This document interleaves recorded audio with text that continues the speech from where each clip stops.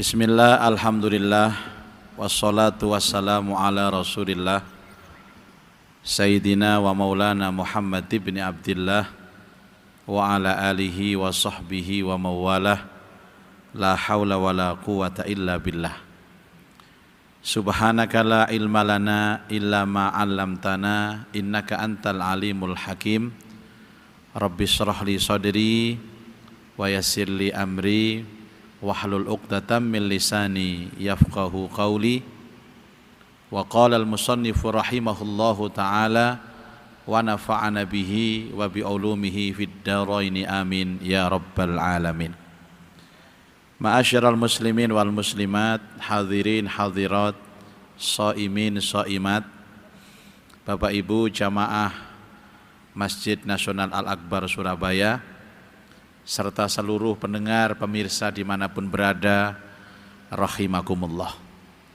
Alhamdulillah, sore hari ini atas izin Allah kita semua dapat hadir untuk mengikuti kajian kitab Nashaikhul Ibad di dalam rangkaian program Ngabuburit Masjid Nasional Al-Akbar Surabaya. Mudah-mudahan yang kita lakukan ini benar-benar akan menambah nilai kualitas ibadah kita di bulan suci Ramadan, bertambahnya ilmu kita, tentu bertambahnya iman dan takwa kita kepada Allah. Mudah-mudahan barokah pertemuan ini kita semua diberikan sehat wal afiat. Yang punya urusan semoga dimudahkan urusannya, yang punya hajat semoga dikabul hajatnya, tambah umur, tambah istiqomah ibadahnya, dan kapanpun nantinya kita kembali kepada Allah benar-benar membawa husnal khotimah. Amin Allahumma amin. Dan hari ini kita akan melanjutkan pada maqalah yang nomor 14 dalam kitab Nashaikhul Ibad karangan Imam An-Nawawi, yang temanya adalah 3 nasihat untuk penuntut ilmu. Bismillahirrahmanirrahim. Wal maqalatur rabi'ata asyrata. Adapun nasihat pelajaran yang ke-14. Ruwiya telah diriwayatkan, anna rajulan, sesungguhnya ada seseorang. Rajul itu artinya seseorang tapi laki-laki, Pak.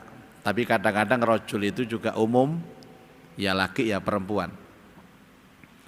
Min Bani Israila, orang laki-laki ini dari golongan Bani Israil. Bani Israil tidak disebutkan ini masa Nabi siapa, karena Israil itu mulai muncul ketika masa Nabi Yakub alaihi salatu wassalam. Nabi Yakub itu punya bapak namanya Ishak, Ishak punya bapak namanya Ibrahim. Itu sudah disebut Israil sampai dengan Nabi Isa alaihi salatu wassalam. Cuman cerita Israil yang ada dalam Al-Quran itu sering berkenaan dengan cerita Nabi Musa alaihi salatu wassalam. Ada seorang laki-laki pada zaman Bani Israil, kharaja ila talabil ilmi, keluar rumah untuk menuntut ilmu. Seperti hanya Bapak Ibu yang datang di masjid ini juga keluar rumah untuk apa tujuannya? Menuntut ilmu, yakin, bukan menunggu buka puasa. Dua-duanya ya, yang menunggu buka puasa, yang menuntut ilmu. Apa yang paling kita tunggu, Pak, kalau sudah puasa begini? Pengajian atau yang paling ditunggu adalah azan maghrib. Kira-kira kalau saya azan sekarang setuju enggak? Seorang laki-laki dari Bani Israil keluar rumah untuk menuntut ilmu. Fabalagha dzalika nabiyuhum. Dan berita tentang laki-laki yang keluar untuk menuntut ilmu ini didengar oleh nabinya. Jadi dulu Bani Israil itu punya banyak nabi, Bapak Ibu, ribuan nabi yang tidak disebut di dalam Al-Quran. Total jumlah nabi itu 124 ribu nabi. Yang disebutkan di Al-Quran hanya 25. Jadi anak ini, orang ini mau keluar itu artinya keluar daerah Pak. Ya mungkin kalau sini Surabaya, keluar Jawa Timur, bahkan keluar Indonesia untuk mencari ilmu. Kan banyak orang itu yang mencari ilmu itu sampai keluar kota, keluar pulau, keluar negeri. Padahal kalau di sini pun juga banyak gudangnya ilmu. Ada banyak orang-orang yang produk dalam negeri, tapi kualitas keilmuannya tidak mengalahkan yang produk luar negeri. Ya mungkin kalau keluar negeri gak menang pengalaman Bapak Ibu. Tapi kalau masalah ilmu, gudangnya ilmu itu ada di sini Pak. Indonesia itu banyak ulama-ulama, orang-orang alim. Nah karena Nabi ini mendengar bahwa ada seorang yang keluar daerah gara-gara menuntut ilmu, maka Nabi ini mengutus faba'asa ilaihi, mengutus seseorang agar laki-laki ini menghadap kepada Nabi. Fa'atahu alaihi salam, maka seorang laki-laki ini akhirnya menghadap kepada nabinya. Faqala alaihi salam, dan berkatalah Nabi ini kepada orang laki-laki ini.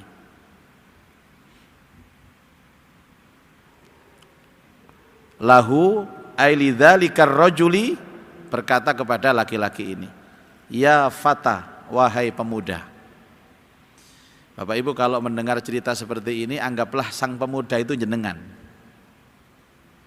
Jadi kita ini pas, seolah-olah kita ini ngaji dan langsung dinasehati Pak. Sama dengan ketika Allah Ta'ala berfirman di dalam Al-Quran, maka yakinlah objek firman Allah itu kita Pak, bukan orang lain. Kalau Allah bercerita tentang ahli surga, ya berdoalah supaya kita masuk di dalam kelompoknya. Kalau Allah bercerita tentang ahli neraka, ya berlindunglah kepada Allah, jangan sampai kita masuk dalam kelompoknya. Tapi jangan terlalu pede. Nanti kalau ada ayat-ayat tentang surga terus komentar, ayat ini benar-benar aku banget ini, nggak usah.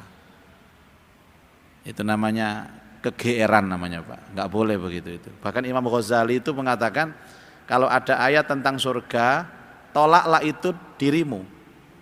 Kalau ada ayat tentang neraka, jadikan itu dirimu, nangis kamu nanti.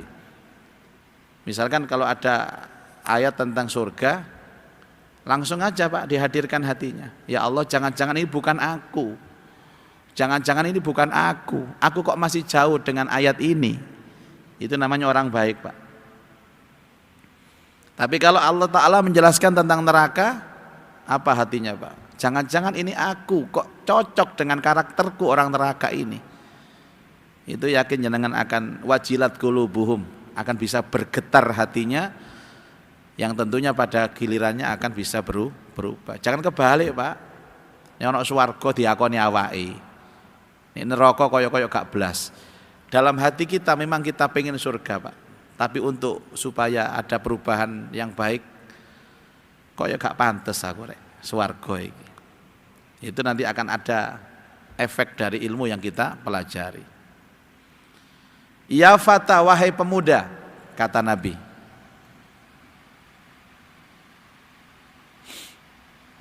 Inni a'idzuka, sesungguhnya aku akan menasehati kamu. Bisalasi khisalin, dengan 3 perkara. Aku akan menasihati kamu dengan 3 perkara. Fiha, di dalam 3 perkara ini, ilmul awwalina wal akhirin, terdapat ilmunya orang-orang yang terdahulu dan orang-orang yang akan hidup nanti. Jadi 3 nasihat ini Bapak itu meliputi ilmunya orang yang paling pertama dan ilmunya orang yang paling terakhir. Jadi top-topnya ilmu. Artinya hampir semua orang-orang baik masa lalu dan nanti masa depan itu juga mengikuti nasihat ini.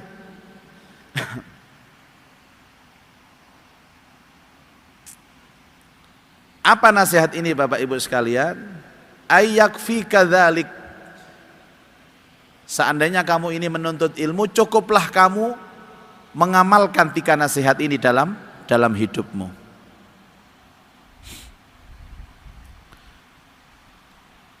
Yang pertama, khif atau khauf juga. Khauf, takutlah kamu Allah, kepada Allah, fis-sirri wal alaniyah, baik pada waktu sepi maupun waktu ramai. Nasihat yang pertama, takutlah kepada Allah baik sendirian maupun bersama-sama, baik sepi maupun ramai.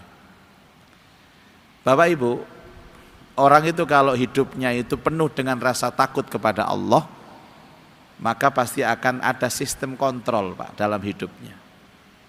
Dan kalau sudah ada sistem kontrol, maka pasti akan ada arah yang baik. Ini nasihat yang pertama. Orang itu kalau sudah berilmu, Bapak Ibu, dan kemudian punya rasa takut kepada Allah, maka ilmunya itu akan menyelamatkan dirinya dan akan menyelamatkan orang lain. Tapi kalau ada orang punya ilmu tidak takut dengan Allah, Pak, maka dia jadikan ilmu itu untuk mengambil keuntungan dari orang lain, untuk menipu orang lain. Berapa orang itu yang pinter tapi minteri wong, Pak. Dia gunakan ilmunya untuk membodohi orang, menipu orang, dan menjerumuskan orang. Kenapa Bapak Ibu? Karena ilmunya tidak dilandasi dengan rasa takut kepada Allah. Kalau kita ini takut kepada Allah, yakin selamat, Pak. Makanya begini, orang-orang yang ilmunya banyak, anggaplah kita sebut dia intelektual muslim, katakan, punya titel yang banyak, depan belakang titelnya lengkap, profesor, doktor, insinyur, belakangnya ada SH, MH, MHum, MSI, MBA, SMS, WA, macam-macam. Tapi dia punya takut kepada Allah. Ilmunya akan menyelamatkan hidupnya dan ilmunya akan menyelamatkan orang lain. Tapi kalau orang yang punya ilmu, Pak, tidak punya rasa takut kepada Allah, itu ilmunya pasti akan membahayakan hidupnya dan membahayakan orang lain. Boleh tanya, Pak, yang sering melanggar hukum itu orang yang ngerti hukum atau orang yang enggak ngerti hukum? Yang ngerti hukum. Yang sering enggak sholat itu orang yang ngerti sholat itu wajib atau enggak? Ngerti, Pak. Justru orang yang banyak ngerti, yang paham, yang banyak melanggar. Hati-hati, Pak. Koruptor-koruptor itu kira-kira orang bodoh apa tidak? Pintar apa bodoh, Pak? Secara akal dia pintar. Dan tidak jarang dari mereka yang punya titel. Tapi ternyata titelnya itu, ilmunya itu tidak menjadikan hidupnya selamat. Akhirnya keluarganya katut malu. Kelompoknya juga katut malu. Itulah orang yang punya ilmu tetapi tidak ada dasar takut kepada Allah. Apa yang dimaksud dengan takut di saat sepi maupun ramai? Ai fi halil khafai. Maksudnya itu di dalam keadaan sepi, yang tidak ada orang, sendirian. Kadang-kadang kalau sepi itu, Pak, hilang takutnya, Pak. Makanya orang itu kalau maksiat kadang-kadang milih sing sepi-sepi. Kana wong ta, sepi ta. Sepi, rene sepi. Hati-hati, Pak, orang yang sering berbisik-bisik seperti itu wis gak genah wis anu iku. Kalau banyak orang takutnya kelihatan, tapi kalau sepi orang seolah-olah dia tidak diawasi. Wa fi halid duhuri indahum, dan punya rasa takut pada saat ramai, jelas bersama dengan manusia. Di saat sepi dia takut, di saat ramai pun dia takut. Di luar rumah banyak orang dia takut, di dalam kamar sepi pun dia takut kepada Allah.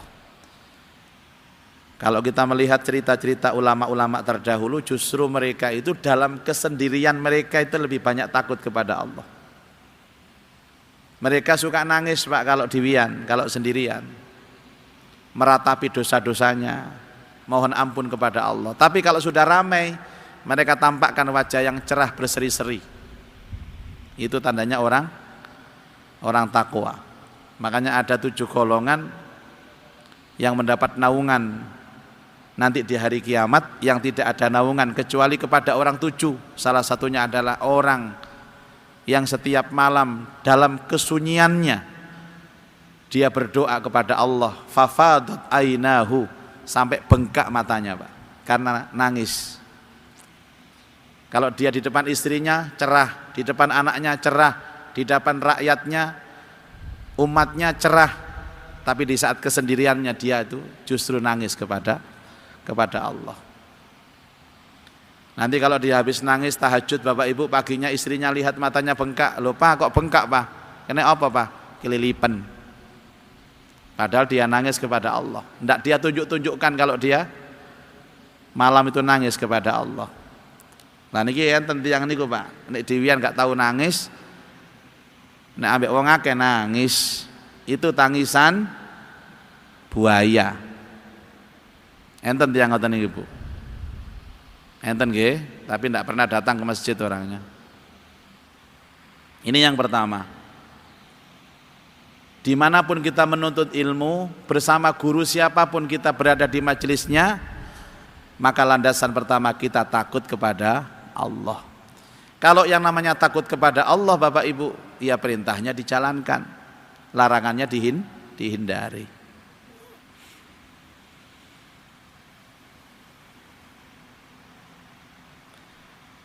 Wa amsik lisanaka, dan peganglah lisanmu. Maksudnya jagalah lisanmu anil khalqi, dari makhluk. La tadhkuruhum, jangan kamu pernah menyebutkan orang lain, menyebutkan makhluk itu illa bi khairin, kecuali yang bagus-bagus. Jagalah lisanmu, jangan sampai kamu menyebut kejelekan orang. Jagalah lisanmu, jangan sampai kamu menghina orang, merendahkan orang, ngece, ngilokno, ngetrek-ngetrek, apalagi banyak bahasa kita ini Pak. Ai kama qalu, sebagaimana orang mengatakan man ghor balan nas bakhaluhu. Siapa yang mencari-cari kesalahan orang, maka orang juga akan mencari kesalahan kita. Ini sering saya sampaikan di majelis ini Bapak Ibu. Kalau ada orang yang mengaku berilmu, tapi kata-katanya ini selalu menjelekkan orang lain, selalu menghina orang lain, maka dia dianggap bukan orang yang berilmu. Ada dulu salah satu kalimat dari guru kita mengatakan, kalau Anda berada di majelis ilmu, kemudian syekh, guru, ustadz, kiai yang menyampaikan ilmu itu di dalam bahasanya menjelek-jelekkan orang lain dengan nyata, maka tinggalkan majelis itu. Tinggalkan majelis itu. La yanfa', tidak ada gunanya Bapak. Ada orang pengajian Pak, mulai awal assalamualaikum sampai terakhir wassalamualaikum, isinya jelekkan orang tok isinya. Orang itu kalau menjelekkan orang lain artinya apa? Dia mengatakan dirinya baik. Dan menurut nasihat Nabi ini Bapak Ibu, jangan, seorang penuntut ilmu itu harus bisa menjaga lisannya. Jangan keluar kata-kata kotor. Jare wong Surabaya ojo dadi lambe turah. Ojo kakean sama terusno dhewe. Ibu-ibu, Bu, Kenapa kita itu kalau Ramadan tidak bisa mentarget khatam sampai 5 kali? Kenapa? Kenapa? Target khatamnya berapa kali? Satu bulan itu berapa kali? 2 kali, okay? Kalau 2 kali berarti satu hari 2 juz. Ditambah 5 kali ngoten saged ta mboten kira-kira Pak? Berat nggih. Kenapa berat? Apakah waktu kita kurang? Kenapa ada orang yang satu hari itu bisa ngaji 10 juz loh kalau Ramadan ini, Bu? Satu hari. Padahal sama-sama punya waktu dengan kita. Ya podo-podo nyambut gawe nih, Pak. Kenapa, Pak? Bu? Karena tidak banyak waktu yang terbuang sia-sia. Benar-benar padat waktunya Bapak Ibu. Nah kita tidak Bapak Ibu. Kadang-kadang kita tuh lihat HP-nya jauh lebih lama daripada lihat mushafnya. Sekiranya kita itu bisa memadatkan waktu, yakin kita mampu Pak. Khatam 5 kali 1 bulan itu mampu insya Allah. Mereka yang bisa itu kan ya makan-makan nasi Pak, ya poso pada awak dewi, ya sama-sama buka, sama-sama sahur. Tapi mereka mampu, kenapa kita nggak mampu? Kenapa sebabnya kira-kira? Ya kita itu kan lambe turah itu loh Pak, kadang-kadang lebih banyak ngomong daripada baca Quran. Makanya orang yang menyibukkan diri dengan baca Quran, yakin dia tidak akan banyak ngomong Pak. Segampang titenane. Orang yang menyibukkan diri dengan baca Quran, tidak akan banyak bicara dia. Coba zaman ngaji tok lah gak ngomong-ngomong sampai. Ono sing ngejak ngomong, maaf Pak, saya durung mari Pak ngaji nih Pak. Wonge ngali akhirnya. Maaf Bu, belum selesai, targetnya belum selesai. Makanya orang untuk menyiasati tidak membicarakan aib orang lain, tidak menghina orang lain, tidak ngomong yang tidak manfaat, solusinya adalah baca Quran. Kalau seandainya kita baca Quran Pak pelan-pelan saja, 1 juz 1 jam, 1 jam. Sehari berapa jam? 24 jam. Anggap separuhnya sajalah 12 jam, 12 juz Bu. Tapi kenyataannya 1 juz saja ambekane Senin Kemis bisa. Bukan masalah apa-apa, karena masalah kita itu waktu kita tidak banyak manfaat Pak. Karena itu peringatan bahwa untuk menghindari supaya kita tidak membicarakan orang lain, banyak-banyaklah kita itu berzikir dan membaca Quran. Bapak Ibu sekalian, jadi ada orang itu yang kalau kita ngobrol itu mesti temanya orang. Jadi setiap kali kita ngobrol sama orang itu mesti ngerasani wong. Dan kalau itu ada Pak, gak usah suwe-suwe, sama tinggal ngono ae Pak. Cek selamat urip sampean. Karena orang itu kalau membicarakan keburukan orang, ghibah, niku nek gak dirungokno Pak, gak terus. Ghibah itu akan terus nek sampean rungokno. Wis ngrungokno, atik nimpali pisan. Mbak iki ana berita anyar ngene-ngene Mbak. Oh iya bener, aku ro dhewe. Wah terus wis, terus. Tapi kalau dia ngomong Mbak iki ana berita ngene Mbak. Sebenarnya Mbak yo, aku ana acara yo. Assalamualaikum tinggal. Gak kira terus deh. Gak ana wong ghibah ngomong dhewe gak ana Pak. Ghibah iku legane nggih ngejak wong ngomong niku. Orang itu kalau terbiasa tidak membicarakan kejelekan itu, ya ngomongnya manfaat, ngomong ilmu, ngomong agama, ngomong akhirat. Bagaimana nanti anak-anak itu bisa berkembang dengan baik. Kan banyak konten-konten pembahasan selain membahas orang lain itu Bapak Ibu. Apalagi membahas aib dirinya sendiri. Makanya ada istilah iktiraf.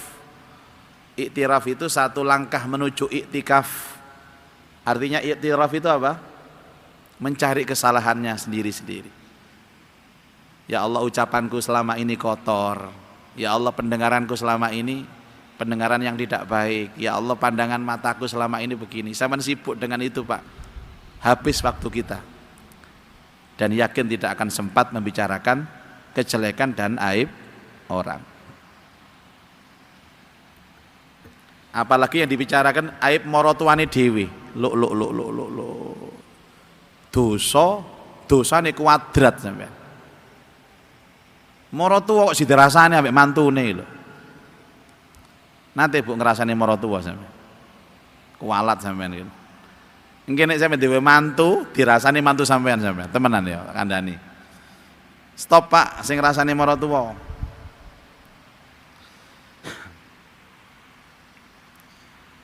Ini nasihat yang kedua.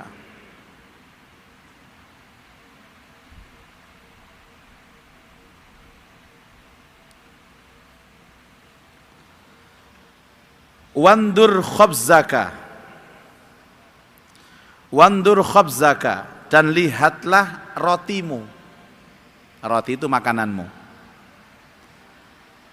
Alladzi ta'kuluhu, yang engkau telah memakannya. Lihatlah makananmu yang kamu makan. Hatta yakunu, sampai makananmu itu atau rotimu itu minal halali, sudah pasti halal.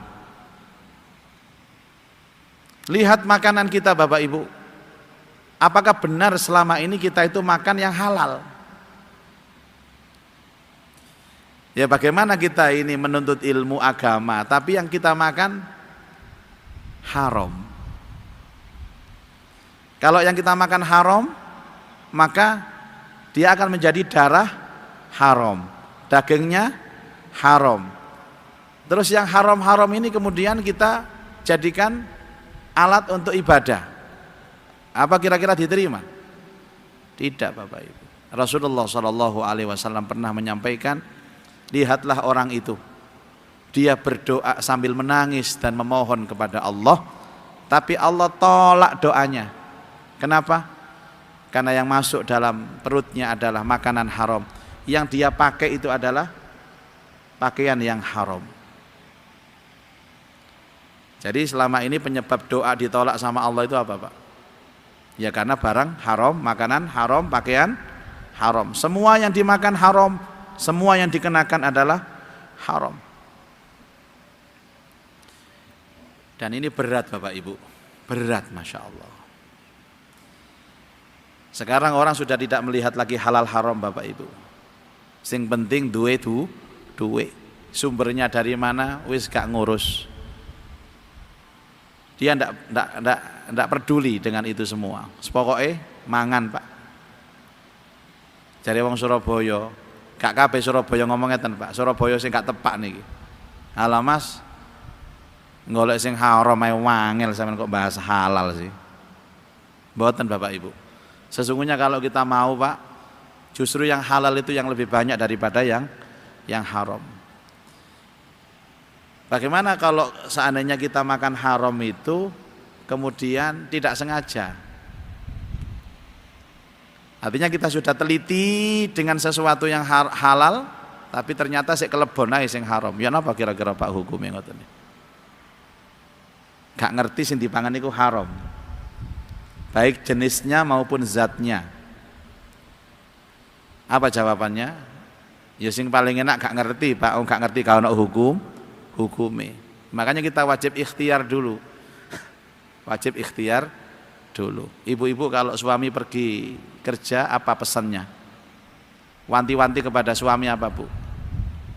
Aku Pak, golek duit sing akeh ya Pak. Ngono tok pesene. Padahal mestinya harus begini Pak, tolong ya Pak, nyenengan matos arto sing halal Pak. Sebab halal niku ndadosaken barokah Pak. Kedik mboten napa-napa Pak, sing penting halal. Tapi kathah luwih sae Pak.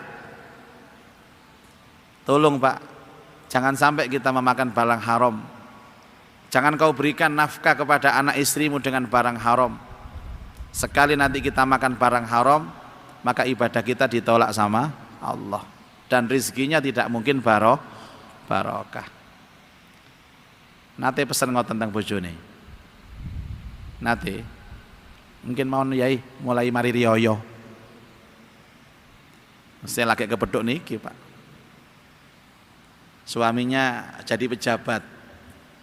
Tiba-tiba ada tamu yang bawa amplop. Ternyata dibuka sama suaminya, isinya 100 juta. Orangnya masih ada di luar. Biasanya suami kalau dapat uang itu telepon istrinya. Mama, ini barusan ada tamu dan ngasih amplop kepada papa isi 100 juta. Cuman papa ini harus ngegolkan proyek dia, sementara papa sudah janji dengan orang lain. Gimana menurut mama? Kalau ibu istri yang solihah dan ngerti tentang masalah halal dan haram, ibu akan jawab kepada suami, papa, demi Allah jangan diterima amplop itu. Amplopnya jangan diterima, Pak, isinya bukan, Pak, ini asli, jangan diterima amplop itu.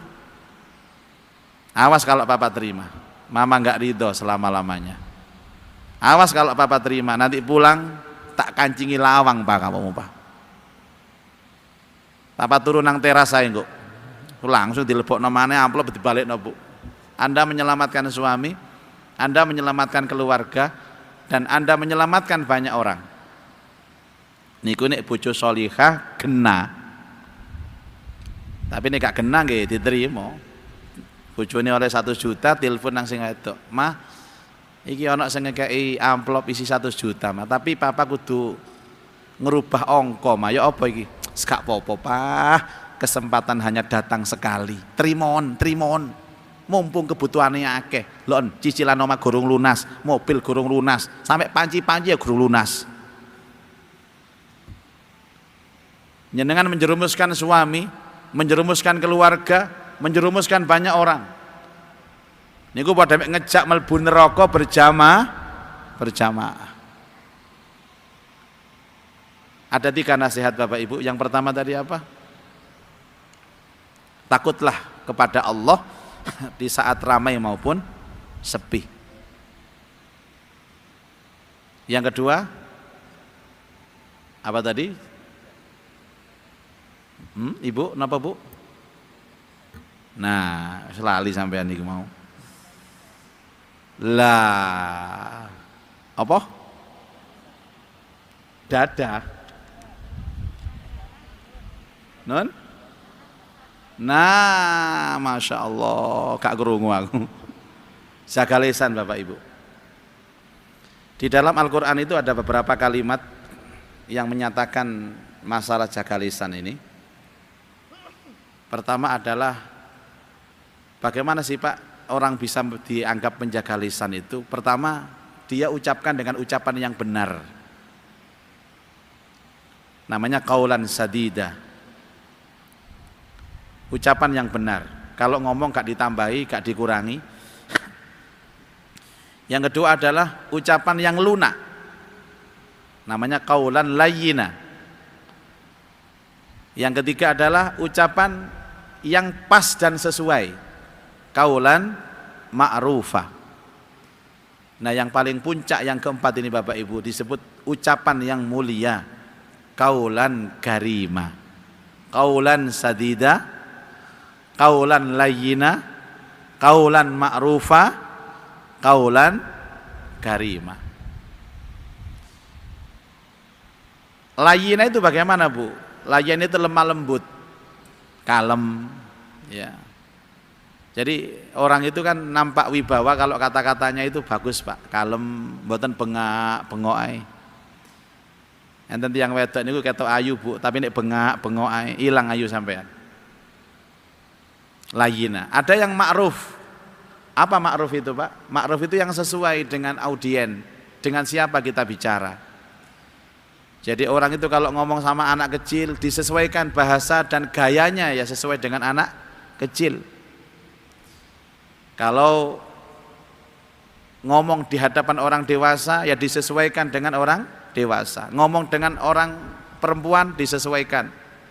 Makanya kalau seperti ini Bapak Ibu, cara berbicaranya kan harus beda. Kapan hari saya diundang oleh yayasan di daerah Lakar Santri. Itu saya pikir saya itu ceramah di bapak-bapak ibu-ibu, Pak. Ternyata nyeramai anak TK. Lah panitianya nggak ngomong terlebih dahulu, Pak. Memang yayasan itu ada TK-nya. Tahu-tahu saya datang pun di Pak jamaah ya, Pak. Nggih niki Ustaz. Arek cilik-cilik lho Pak, ya Allah. Tadi arek pelayan-pelayan mriki niku. Ya sudah terlanjur datang Bapak Ibu, sudah. Akhirnya apa? Karena audiennya adalah anak-anak TK. Saya juga harus menjadi anak TK. Ya melok pencolotan ngoten niku. Ana sing video Pak ngoten-ngoten. Dikirim ke saya, tak delok, kaya wong gendeng aku gitu. Lah terus bagaimana kalau audiennya anak-anak kecil terus saya kasih bahasa seperti orang dewasa? Nggih mboten nyambung Bapak Ibu. Anak-anak apa kabar wis koyos. Ya. Terus pernah diundang ke Candi Sidoarjo kapan hari itu yang datang itu alhamdulillah ibu-ibu semua, Bu. Paling muda itu 70. Sing teko lho paling 6 lho Pak, wong umur 70. Iki temae apa iki? Mosok pemberdayaan ekonomi umat yo gak nyambung. Ya tak kayak tema dahsyatnya siksa kubur ngono. Gimana Bu paham? Paham. Ya. Ya memang kadang-kadang harus begitu. Nanti kalau diundang pejabat, diundang Ibu Gubernur ya bahasanya bahasa intelektual Pak. Di kampus kita ngomong ya intelektual. Itu namanya qaulan ma'rufah. Sesuaikan dengan siapa yang diajak bicara. Saya itu kalau diajak bicara Bapak Ibu tergantung. Kalau yang ngajak bicara ini orangnya itu kelihatannya khusyuk, wajahnya itu kelihatan wajah-wajah akhirat. Itu mesti saya ajak ngobrol masalah kematian dia, Pak. Nyambung ndak sih? Seneng deh. Ini sing susah. Kalau ada orang yang punya misi visi tentang masa depan Islam, ya saya ajak dia ngomong seperti itu. Itu namanya qaulan ma'rufah. Makanya kalau ngomong kali bojo kula niku mboten nate sing ndaki-ndaki mboten nate. Tahu tak jak ngomong politik ya apa peta pemimpin di tahun 2024. Wis talaba ojo adek politik-politik. Enak ngomong mangan nae. Ya saya sesuaikan Pak. Istri ndak bisa kita kasih tema-tema yang ndaki-ndaki. Bojo kula iku arek pondokan. Gak tahu mangan bangku sekolahan, pondokan tok.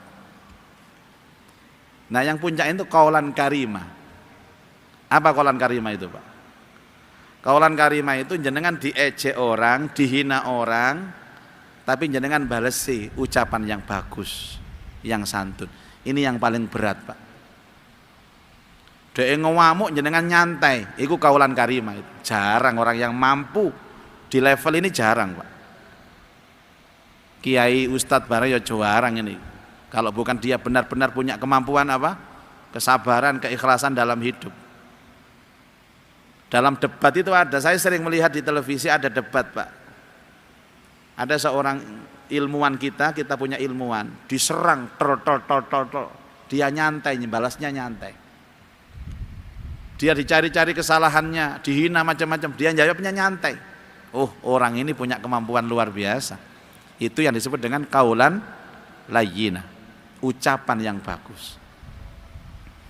Nah, yang ketiga Bapak Ibu sekalian adalah menjaga makanan kita jangan sampai tercampur barang yang haram. Ada sebuah hadis al halalu bayyinun wal haramu bayyinun. Halal itu jelas, haram itu jelas, dan di tengah-tengahnya itu adalah barang yang samar-samar yang sering kita sebut dengan barang syubhat.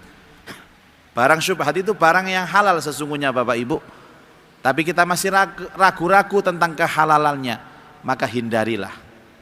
Kalau kepingin mulia dalam ilmu, maka takutlah kepada Allah dalam sepi dan ramai, jaga lisan, jangan sampai mengumbar kata-kata yang menyakiti orang, kemudian jaga makanan kita, jangan sampai kita makan dari barang yang tidak halal. Nah, sang pemuda tadi Bapak Ibu, ketika mendapat nasihat dari seorang nabi, nggak jadi keluar kota Pak. Sudah saya sekarang ngaji, menuntut ilmu di hadapan Nabi saja, cukup, tidak usah kemana-mana. Ini yang saya maksud Bapak Ibu. Kalau kita menuntut ilmu dimanapun kita berada, kalau kita punya landasan 3 ini, insya Allah kita mendapatkan karomah atau kemuliaan dari ilmu. Walaupun kita cari ilmu jauh, tapi kalau kita tidak punya 3 landasan ini, maka tetaplah ilmu kita tidak menjadi ilmu yang manfaat. Demikian, semoga menjadi keterangan yang manfaat untuk kita. Selanjutnya mungkin kita akan mengadakan sesi dialog. Silakan Ustadz. Alhamdulillahirrabbilalamin. Luar biasa ulasan dan uraian yang disampaikan oleh Al-Mukarram Al-Ustadz Haji Ahmad Muzaki terkait tentang 3 nasihat untuk penuntut ilmu yang diambil dari kitab Nasha'ihul Ibad. Baik Bapak Ibu, masih ada kesempatan kurang lebih 15 menit ke depan panjenengan bisa bertanya terkait tentang materi maupun di luar materi, barangkali bisa. Ada 3 Ibu. Ada 3 dari Ibu. Ya. Monggo. Sebutkan nama dan dari mana. Ya, yang hobi bertanya ibu-ibu memang ya. Silakan Assalamualaikum Bunda. warahmatullahi wabarakatuh. Waalaikumsalam warahmatullahi wabarakatuh. Nama saya Rahma. Ibu Ratna. Yang saya mau tanyakan, Dari mana Ibu? saya dari Rungkut. Rungkut. Yang saya mau tanyakan, kan ada yang misal masuk ASN, polisi atau tentara itu yang bahasanya itu kayak nyogok itu Pak Ustadz. Nyogok. Yang saya mau tanyakan, apabila itu orang itu keterima menjadi ASN, polisi atau aparat negara, itu gimana gajinya? Itu yang pertanyaan pertama. Pertanyaan kedua, itu anak itu kan saya bimbing untuk sholat, untuk ibaratnya berserah diri dengan dia setelah belajar pasrah. Nah, suatu ketika dia bertanya, Bunda, temanku lo nggak pernah sholat, nilainya bagus. Ya. Itu aja, terima kasih Pak Ustadz. Ya. Ya. Baik. Berikutnya. Langsung Ustaz, biar nggak lupa. Ya. Iya, langsung. Monggo. Bapak Ibu, kalau dari awal masuknya dari hal yang haram, maka seluruhnya akan haram, seterusnya akan haram. Dari pertama Pak, di depan sana kaki kita sudah najis, seterusnya akan najis. Kecuali kita potong dan kita bertobat dengan taubatan nasuha. Bagaimana kita disebut nyogok itu? Jadi begini Pak Bu, itu namanya pegawai negeri, polisi, kemudian TNI, itu kan ada sistemnya. Seperti kemarin kita ketemuan Pak Pangdam mengatakan bahwa ada rekrut anggota TNI tapi tanpa nyogok, tanpa membayar serupiah pun, sepeser pun. Pak Kapolda kemarin ke sini juga ngomong, ada rekrutmen anggota Polri tanpa dipungut biaya. Kalau ada yang memungut biaya dan kita mau dengan janji itu, dan akhirnya kita masuk di sana, anak kita masuk di sana, maka dia keluar dari sistem itu. Keluar dari sistem berarti melanggar, dan melanggar itu haram. Dan mulai gaji pertama yang dia dapatkan itu adalah gaji yang haram. Hati-hati Bapak Ibu. Sudah, pertama haram, selamanya itu haram. Makanya semua ditentukan di awal Bapak Ibu. Awalnya baik, seterusnya baik. Awalnya buruk, seterusnya buruk. Dan dia mengira dia beruntung masuk seperti itu. Tidak. Kecuali ada sistem. Ada sistem, misalkan maaf Bapak Ibu, kalau kita masuk ke kedokteran, kan larang nggih. Kedokteran itu masuknya ada yang 300 juta, 400 juta, 500 juta. Nanti kedokteran ini biayanya, itu memang sudah ada peraturannya, bukan nyogok. Itu memang sudah peraturannya, jalurnya. Tapi kalau nyogok itu di luar peraturan. Dan kalau kita tetap memaksakan itu, Mas Yosuge apa Bapak Ibu, nanti kalau sudah sukses jadi orang top, pasti dia akan membahayakan dirinya dan membahayakan orang lain gara-gara hartanya haram itu. Yang kedua tentang pernyataan anak, loh mah temanku nggak sholat kok nilainya bagus. Ceritakan, nak Fir'aun ini loh gak tahu sholat, sehat walafiat. Kadang-kadang Allah itu harus memberikan istidraj Bapak Ibu, dilulu sama Allah. Nah Allah itu menguji kita semua. Salah satu ujian itu ya adalah orang itu yang selama ini taat kepada Allah tapi hidupnya sakit-sakitan. Itu ujian bagi Allah. Tapi ada orang yang diuji dengan apa? Dengan kemewahan. Justru tidak pernah sholat tapi awalnya sehat. Segala urusannya baik dan sukses. Itu jangan ditiru nak. Yang kita tiru adalah ayo kita belajar berdoa kepada Allah dan takut kepada Allah. Nah, kalau nanti sesuatu yang kita berhasil di dalam prestasi pendidikan itu, maka ilmu kita menjadi ilmu yang manfaat. Itu bagus Bu pertanyaan itu. Untuk membangun karakter anak itu pertanyaan seperti itu. Ceritakan tentang Fir'aun, orang yang durhaka kepada Allah tapi hidupnya mewah, tidak pernah sakit. Ojo mana kena kolesterol Pak. Wahing lo gak tahu Fir'aun ini. Itu namanya dilulu sama Allah. Ada sebagian orang yang seperti itu. Wallahu alam. Monggo. Baik, berikutnya tadi yang putri. Nggih, enten man Ibu. Sinten tadi? Yang ibu tadi? Mic-nya mana mic-nya? Assalamualaikum warahmatullahi wabarakatuh, Ustadz. Sabar nggih, Pak.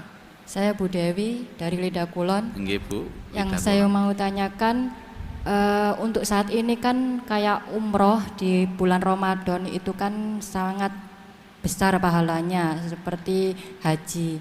Lah jika kita sebagai istri kepingin umroh, lebih afdol mana Ustadz? Kita itu umroh tanpa suami karena suami punya kesibukan, dengan mengabdikan diri untuk melayani suami untuk berbuka atau sahur.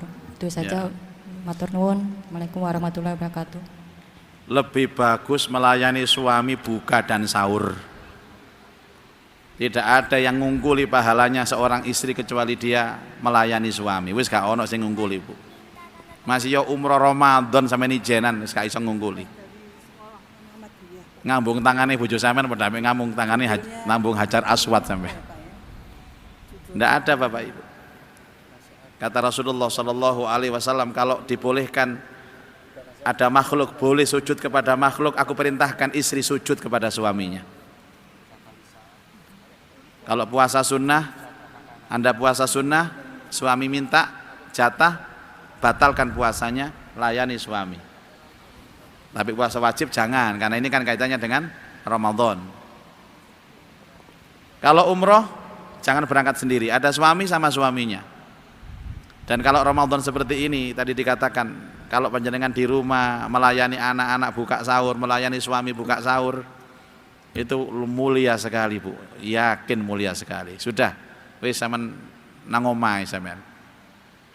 Seneng bapak-bapak iki. Wah, sip iki. Ustadz iki cocok tok pokoke. Enggak, saya enggak bela bapak-bapak, enggak. Betul ini, Pak. Betul. Tidak ada kemuliaan istri itu kecuali melayani suami. Apalagi jenengan umroh sendirian Ramadan. Sing lanang gak ono sing ladeni, Bu. Akhirnya melok sahur nang masjid terus. Melok buka nang masjid terus. Nanti Pak bojomu, Pak, umroh enggak ada lagi pahalanya, Bu, enggak ada lagi pahalanya. Ngoten nggih? Wallahu alam. Senamar kali napa niku? Kali ta pertanyaan niku mboten? Setunggal nggih. Oh. Ini monggo Pak. Ya, dari Bapak yang sudah siap mic-nya. Assalamualaikum warahmatullahi wabarakatuh. Assalamualaikum warahmatullahi wabarakatuh. Mohon izin bertanya, Ustadz. Bagaimana caranya secara efektif untuk membersihkan penghasilan dari suami yang kemungkinan besar ada unsur haramnya di sana. Kita kan nggak tahu bahwa penghasilan kita itu tidak 100% halal, pasti ada haramnya. Bagaimana caranya membersihkan? Matur nuwun. Assalamualaikum warahmatullahi wabarakatuh. Assalamualaikum warahmatullahi wabarakatuh. Kalau kita sudah mencium aroma yang tidak halal, jangan dilanjutkan Pak. Tadi kan tidak tahu itu ada dua. Seperti saya Pak ya, saya ini kan habis kemana-mana terus ada orang yang bersedekah kepada saya misalkan. Ini kan saya memang tidak tahu Pak, tapi kan saya yakin tidak tahu memang. Tapi ada orang yang tidak tahu itu, tapi dia mencium aromanya. Itu namanya keraguan-raguan. Maka kalau terjadi keraguan-raguan seperti ini, tinggalkan Bapak Ibu, tinggalkan sudah, tinggalkan. Tinggalkan yang syubhat-syubhat itu Bapak Ibu. Nah itu kalau memang ada keraguan-raguan. Nah setelah kita sudah benar-benar tidak tahu, maka langkah kita adalah berzakat. Zakat itu adalah cara kita untuk mensucikan dari yang haram. Zakat, infak, sedekah. Itu cara efektif untuk ngeresiki harta. Tapi jangan begini, kita sudah sadar ini uang korupsi. Iki lak duit korupsi yo, dizakati ae. Jare ustadz gak apa-apa. Anda sudah tahu ya sudah haram Pak, dan tidak ada gunanya zakat dari korupsi, tidak ada gunanya. Jadi ketika kita sudah ikhtiar, yakin bahwa yang saya dapatkan itu halal, tapi masih ada pertanyaan, mungkin saya ada kecampuran yang haram, zakati, infak, sedekah, selesai Bapak Ibu. Niku solusinya Pak, wallahu alam. Tadi ada ibu yang sebelah sini tadi bertanya, Ustaz. Nah,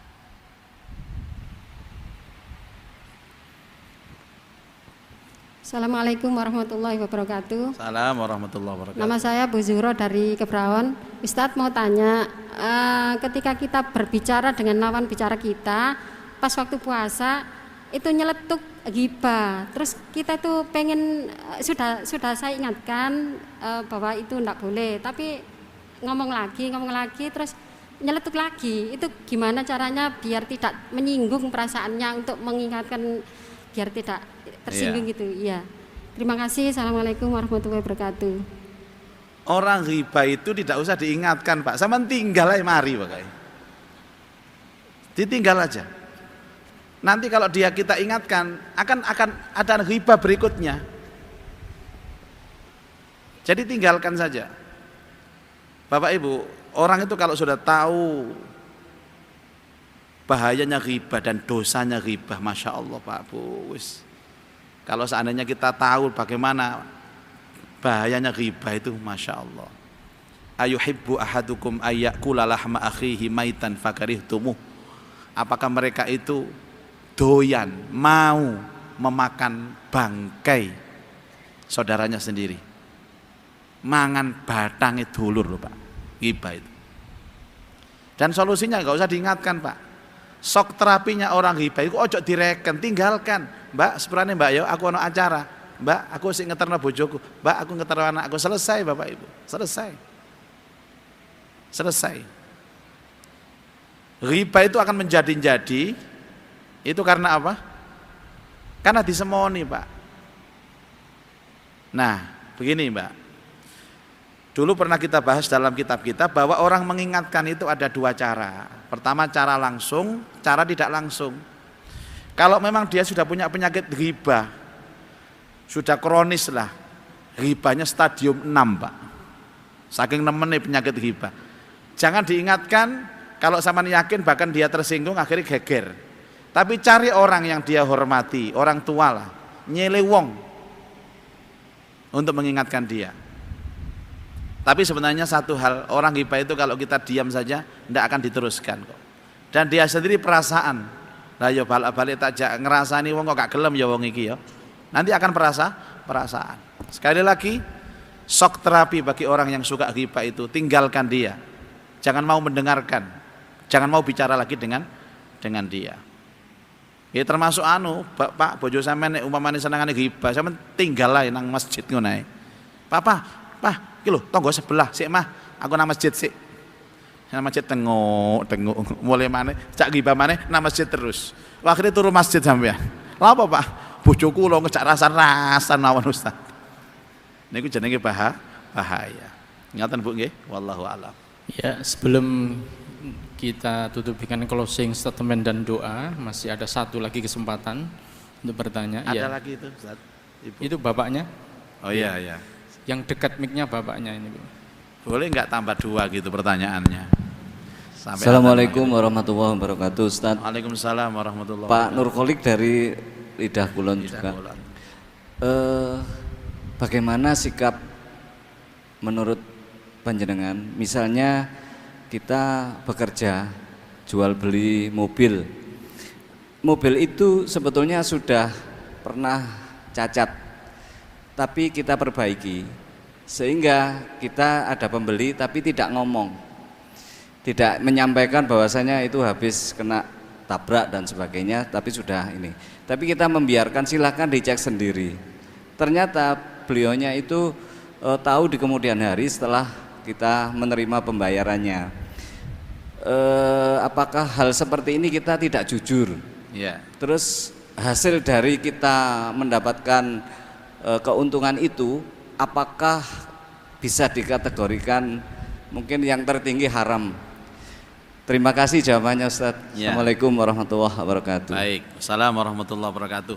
Bapak, Ibu, kepentingan kita hidup iku nek gak ditakoni meneng mawon. Selamat. Dan tidak ada dosa orang seperti itu. Seperti contoh saya menawarkan pertanyaan kepada, kalau sing takon nggih, gak usah jawab, kalau sing takon. Termasuk penjual, Pak. Penjual itu cukup mengatakan, monggo Pak dipirsani Pak, sing teliti Pak, monggo dipirsani. Oh niki biyen sejarah ngeten Pak. Akhirnya gak dadi tuku Pak. Nyeritakno sejarah gitu. Ndak ada kepentingan, cukup sampean diam, sah, halal, boleh. Monggo Pak diteliti Pak. Dan dia pasti punya kepentingan untuk neliti itu terus. Adapun kemudian dia kecewa di akhir, yang disebabkan bukan karena kita yang ngomong, ya itu sudah resikonya Pak. Resiko, wong kecewa kepada kita itu sudah resikonya. Kecuali kalau kita itu sudah ngomong tapi bohong, lah ini bermasalah kita itu. Pak gimana Pak mobilnya? Loh dulu kan sudah saya suruh teliti, mobil ini teliti. Kalau cocok beli, nggak cocok ya jangan. Kan begitu Pak. Yang ada dosanya itu kalau ada unsur memperdaya orang lain.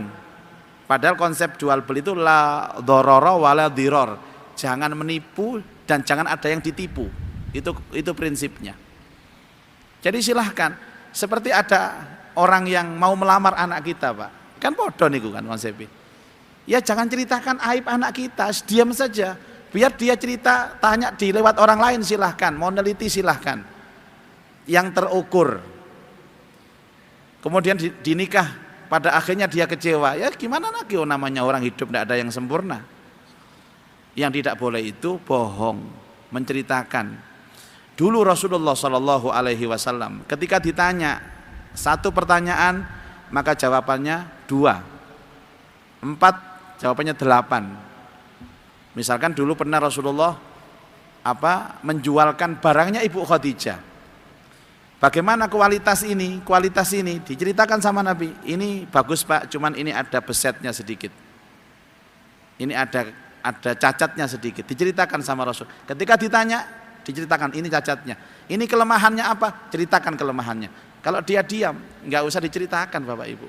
Kita tidak punya kepentingan apapun untuk menceritakan kejelekan kita, kejelekan dagangan kita, sampai dia betul-betul bertanya dan kita harus menjawabnya dengan jujur. Ngoten Pak nggih? Wallahu a'lam bishawab. Boleh nambah lagi Ustaz? Enggak boleh. Waktunya habis. Waktunya habis Bu ya, besok ya insyaallah. Insyaallah di kesempatan hari Senin yang akan datang masih ada kesempatan. Untuk itu kita ikuti closing statement dan doa penutup. Pak, baik. Para jamaah sekalian, ilmu itu wajib kita menuntutnya. Karena bagaimanapun syarat sahnya kita beribadah juga dengan ilmu.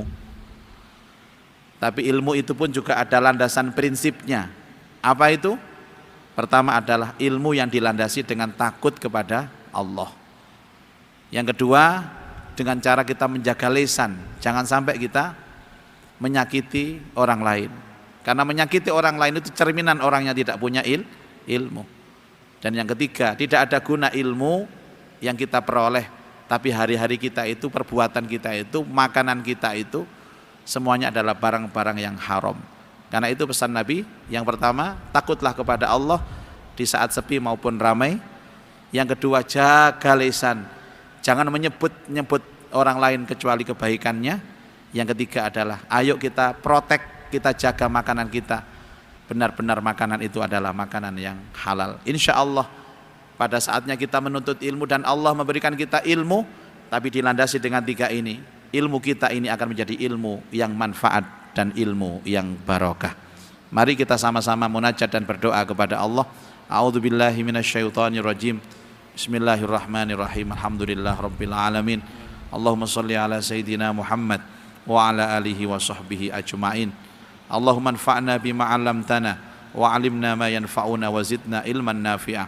Allahumma rzuqna fahman nabiyyin wa hifdzal mursalin wa ilhamal malaikatil muqarrabin. Rabbi yassir wa la tu'assir, Rabbi tammim bil khair, innaka ala kulli syai'in qadir. Rabbana atina fid dunya hasanah wa fil akhirati hasanah wa qina adzabannar. Wa sallallahu ala sayyidina Muhammad wa ala alihi wa sahbihi wa baraka wa sallam.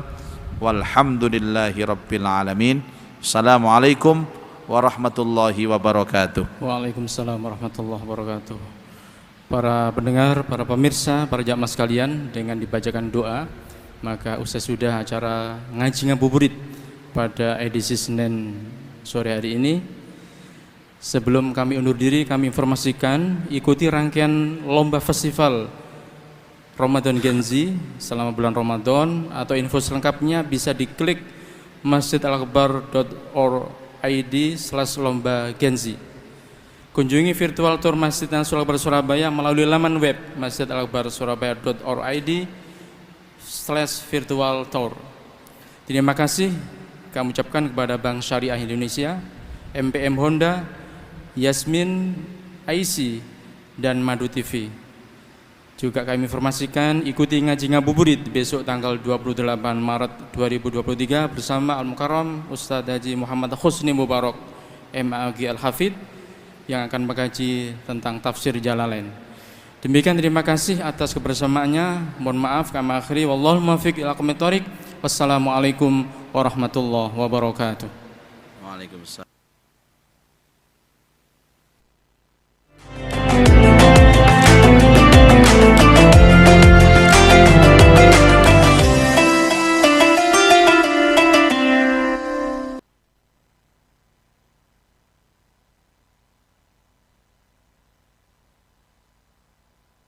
Kenalin nih, Easy Squad. Urusan olahraga, fashion, atau bikin konten, mereka bertiga easy banget. Kalau soal berbagi kebaikan, 100% easy. Pilih BSI tabungan Easy Wadia. Easy-nya 100%, baiknya 100%. Buka BSI tabungan Easy Wadia sekarang. 100% online lewat BSI Mobile. BSI tabungan Easy Wadia. Easy-nya 100%, baiknya 100%. Bank Syariah Indonesia.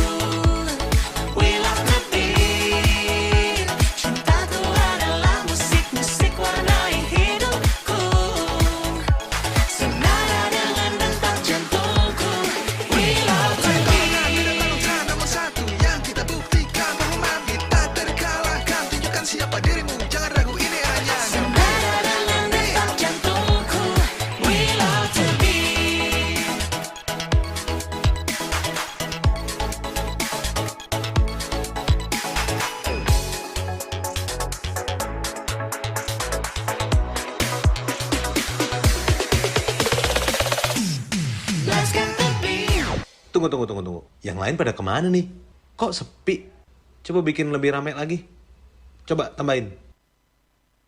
Nah, gini kan seru. Ayo lanjut.